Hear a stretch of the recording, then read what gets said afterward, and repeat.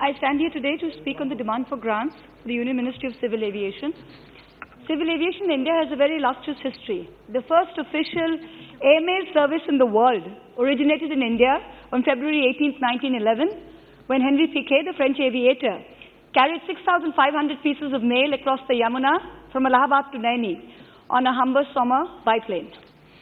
The first commercial airline, a Tata Air Services flight, was piloted by J.R.D. Tata, a postmoth, in October 1932 from Karachi to Bombay at a dazzling 100 miles an hour. Fast forward to 1953, when the Air Corporations Act nationalized the industry, and 8 domestic airlines were merged into 2, Indian Airlines and Air India International. In 2011, these were again combined into one, Air India, a single entity. But now, with the privatization of Air India last month, which was the last government airline in the 70th year of its nationalization, there is no point in discussing its privatization anymore. Who was for it, who was against it? It is already a fait accompli, and we need to move on. We can only hope that this government has put in enough rules and reasonable processes for aircrafts to be made available from the private sector for emergencies as and when required by the government of India, as we've seen in the case of Ukraine and many others in the last few years. As I analyze the numbers, I find that from 2014 till today, Air India formed between 60 and 95% of the Ministry of Civil Aviation's budget. The sale of Air India, basically an airline that cost the exchequer about 120,000 crores over the past 10 years due to gross mismanagement, is being now lauded as a landmark success. But Air India seemed to be the only thing that this ministry was doing, or rather doing quite badly. It is incumbent upon me as a responsible public citizen and a public representative to point out to taxpayers of this country what is the truth behind these ministries' numbers. We need to really analyze them. This year, of course, completely skews the numbers, and it's difficult for a layperson to figure out what's going on. First, let's look at the Air India-related expenses. Last year's revised estimate had 62,000 crores as debt repayment, and the budget estimate for 22-23 includes almost 9,300 crores towards the FPV Air India asset holding for debt servicing. Excuse me, sir. Once we exclude Air India, then the total allocation for the ministry is down 31% over last year's revised estimates.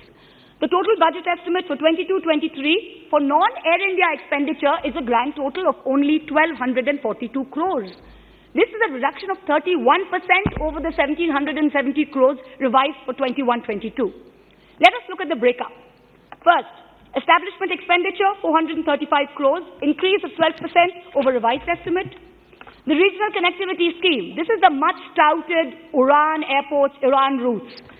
Only 601 crores, a decrease of over 40% over revised estimate of 994 crores. 3. Airports Authority of India, 150 crores, decrease of 21% over revised estimate. Others, 57 crores, reduction of 78%. I would like to ask one question. With a paltry budget expenditure of 1,240 crores, why do we need a separate ministry for civil aviation? 1,200 crores is what Mr. Gadkari is spending to 4-lane a stretch of 67 kilometers in my district. The Manrega budget for my state is almost 3 times this amount. People should be aware that there is no country in the world apart from India and Bangladesh which has a separate and independent ministry for civil aviation. No one else. Everyone has evolved as they have sold and privatized their national carriers. I'm going to name a few examples. The US, Department of Transport. Canada, Transport Canada. UK, Department for Transport. Germany, Federal Ministry for Digital and Transport. Singapore, which still owns 55% in Singapore Airlines through Temasek, Ministry of Transport. Japan, Ministry of Land Infrastructure and Transport. The question I raise here, or rather the proposal I put forward, is that now that this ministry is no longer in the business of running a national airline, why does it even need to be a separate ministry? What is it actually doing? Why not merge the Ministry of Civil Aviation with the Road Transport or the Shipping Ministry and create a holistic ministry for transport? The Airports Authority of India, a mini Ratna, it's a CPSE, is now the mainstay of the entire civil aviation ministry, and barring the regional connectivity RCS subsidy of about 600 crores, which incidentally is a huge underperformer, there are no big sums to be managed here at all. Even the important air navigation services is solely mandated to AAI. BCAT, the regulator, does nothing except issue aviation security circulars and conduct routine audit checks. It has a revenue budget of only 67 crores for salaries and a capital budget of only 30 crores for making a new building and for some biometric project that they're doing. All actual airport and installation security is handled by CISF, which reports to Home Ministry, doesn't report to Ministry of Civil Aviation. Let us examine the Airports Authority of India. What exactly are they doing? In the year 1920, which was the last available public report that I could find, AI earned a profit about 2,000 crores, which was revenue share from 8 PPP airports and fees from domestic and overflight services. It gave 1,000 crores as dividend to the Consolidated Fund of India, but the government did not even find it worthwhile to allocate at least this amount to the regional connectivity, the UDAN scheme. Can you imagine the regional connectivity UDAN scheme that my esteemed colleague who's speaking before me from the BJP mentioned has been reduced by 40%. The RCS scheme was introduced in 2016 by the ministry to stimulate regional air connectivity and make air travel more affordable. In 2016, this government sanctioned 948 new air routes to serve underserved areas to boost connectivity. But as of January 31st, 2002, only 404 routes have been operationalized. That's only 43%. Your 5-year budget for RCS from 16-17 to 21-22 was 4,500 crores. As of December 2021, only 2,100 crores, just 46% has been spent. So 50% of your 1,200 crore budget is RCS, and RCS itself is a non-starter. You yourself must be realizing this, otherwise why would you cut the budget down 40%? The Standing Committee report says there are huge delays in operationalizing because airlines are not willing to operate on RCS routes. So it is established beyond doubt that the ministry and indeed this government is not in the business of either running an airline or controlling commercial aviation in India. In which case, let the government do away with this ministry, merge it into a larger consolidated transport ministry, and instead concentrate on making life easier for those private players who are the only ones operating in the Indian airspace today. There's no government player, it's only private. Let's make life easier for private players. This government has seen, actually both the UPA and the NDA, how hard it is to run an airline successfully in this country. We have written off over 100,000 crores of public exchequer's money in Air India. Even then, this government refuses, absolutely refuses to take any steps when it comes to fixing the taxes on aviation turbine fuel ATF that are crippling this industry with every upcycle of crude price. Either reducing the VAT and excise duties on a pan-India level or starting the path to putting ATF into GST where they can get input tax credit. Otherwise, with the crude price of oil the way it's going, there's a huge risk of the entire sector getting back into the doldrums as we had seen in 2012-14. Now you have no longer Air India to cross-subsidize, so reduce ATF taxes. If cumbersome small regional aircraft and airline regulations can be streamlined without impacting safety, there is no reason why our country can't see small airports regionally, both cargo and passengers. We see this model all over the world. I want to now put forward the following proposals to help streamline the industry and allow private players to operate easily and profitably. Number one, reduce central excise duty on ATF from 11% to 0% with immediate effect for both passenger and cargo. Number two, please put in a uniform IGST of 5% for all parts of aircraft and aircraft engines, irrespective of the chapter of the Customs Tariff Act 1975 in which the item is covered. Different parts are covered in different chapters, attract different rates of tax. There is no single definition or clear interpretation of what is an aircraft part and what is a whole. Is an aircraft engine part or a whole? There is no clarity. Number three, discontinue GST on engines repaired abroad, allow ITC. India currently has negligible MRO capacity. MRO is maintenance, repair and operations. We don't have domestic capability. So airlines have to take their engines abroad for repairs, whether in warranty or under warranty. Once you take an engine abroad for repairs under warranty, you repair it, you re-import it, you have to pay GST on it.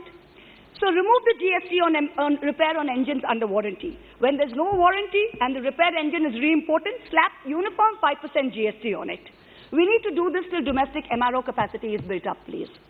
Number four, currently airlines pay GST under the reverse charge mechanism RCM. But during COVID, we saw that ticket cancellations are often higher than ticket bookings, and GST credit accumulated. Airlines have fixed monthly expenditure, and there's a monthly addition to input tax credit. What the industry needed was liquidity. And here we had a situation where there was a huge amount of credit accumulation combined with sticky cash flows. So please defer RCM tax payments for 6 months till we get back to normal. Financing. We saw during COVID, several airlines in India had approached their bankers for support, but bankers could not extend any funding to the industry except under the Emergency Credit Line Guarantee Scheme, which was very restrictive. Let us have a mechanism where funds to be provided to airlines based on their financial strength, based on their ability to repay. And the government, with all due respect, should stop focusing on building so many new airports in a race for bragging rights and instead focus on increasing capacity and facilities at existing airports. Most major airports are operating at 85 to 120% of handling capacity. This is a safety issue. Terminals at Bagdogra, at Jodhpur are ancient, tiny. Airports like Srinagar, Leh have no proper aircraft de-icing facilities, very primitive landing and navigation. Let us fix the basics.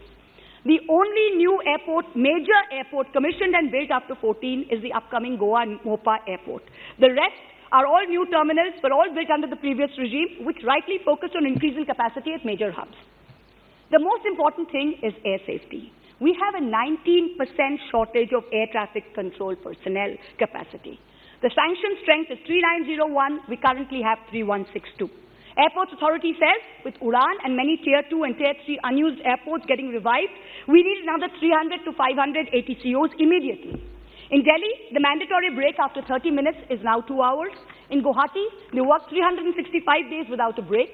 The AAI sought exemption from the DGCA for the third time in the last 1 year from implementing the mandatory shift timings that were to come into effect from November 2020. The UN Aviation Safety Watchdog put these checks in place in 18, and our last exemption, India's last exemption, expired on January 31st, 2022. January 12th. The Honourable Minister, your predecessor, said in Parliament when he was explaining the need for privatization that the government cannot be in the business of running airlines. Well, now that you're out of it, it is only fair that you create a level playing field for those private operators who are running airlines. Merge the ministry, do away with a separate demand for grants, reduce duties on ATF, or better still, bring it under GST. And finally, as I end, I would like to quote former Prime Minister Vajpayee in 1972, who said in Parliament, "These days, the atmosphere in New Delhi makes one choke. It is not easy to breathe freely. The chanting of a Prime Minister's name on All India Radio from morning to night, saturated propaganda on cinema screens. How can people sitting in opposition fight this?" It is India's greatest tragedy, perhaps, that the very party Vajpayee Ji led as Prime Minister today leads a government that has turned this very same Parliament into the Colosseum in Rome in the 1st century, where like a gladiator, the Honourable Prime Minister enters to chants of Modi, Modi. And sadly, those entrusted with the decorum of this house, the garima, as they like to put it, smile smugly through it all. So today, as a woman parliamentarian, let me chant some names that truly deserve applause, both in this House and in the annals of civil aviation history of India. The first Indian woman to get a pilot's license, Urmila Parekh. The first woman commercial pilot, Prem Mathur. The first woman pilot of Indian Airlines, Durba Banerjee. The first woman IAF officer to fly in a combat zone, Gunjan Saxena. The captain of the first Boeing having an all-women flight crew, Saudamani Deshmukh. The youngest pilot in civil aviation history to command a jet aircraft, Nivedita Bhasin. And on this celebratory note, my esteemed colleagues, let us do what needs to be done. Keep the Maharaja out of the skies by all means, but let's keep the Aam Aadmi flying high. Jai Hind. Thank you very much.